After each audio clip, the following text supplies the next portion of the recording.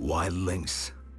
I suppose that's flattery coming from you southerners to kneel to a pig if your daddy did. We call ourselves the Free Folk. Or at least, most of us won't kill you for calling us so. Some will, aye. But that's just the way of it in the true north. Beyond your great white wall, where your laws and kingdoms end, and men live free. And die cold.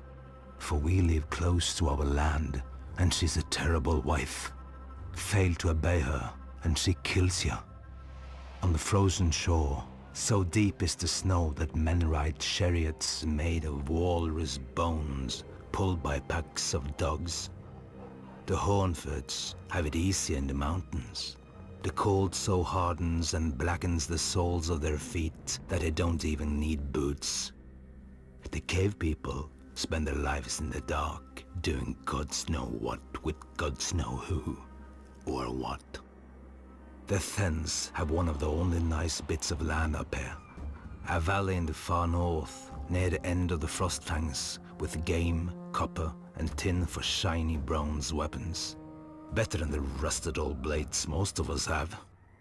With such advantages, they could be a generous, friendly race. They're not. As young boys, they burn their faces and rub ash and dirt into their wounds. Scars more than their face, I think. They follow their Magnar, who's the kind of man who can rule these kinds of men. I know what you southerners are thinking, and no, the Magnar is not a king. More like their god, though not one you'd care to follow if you don't sleep with your eyes open. Then there are the giants, a proud race as old as the Frostfangs and about as tough. They speak the old tongue, when they speak at all, though they understand more common than they let on. They're not the monsters you southerners think. Once I was caught in a winter storm so cold, I knew I'd freeze to death before it broke. Lucky for me, I stumbled on a sleeping giant, cut open her belly, and crawled right up inside her. Kept me warm enough, but the stink nearly done me. The worst thing was, when she woke up, she took me for her babe. Suckled me for 3 whole moons before I could get away. Hehe. Aye, but there's times I still miss the taste of giant's milk.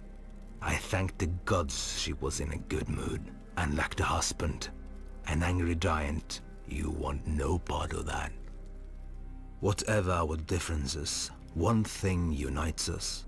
When we look south, we see hundreds of feet of ice piled high, manned by shivering crows in black cloaks. Our wardens penning us up here, warning us away from warmer lands, softer beds, and prettier girls. But the cold winds are rising. The Hornfoots couldn't stand against them, nor the Thens, nor the giants. First they kill you, then they send your dead against you.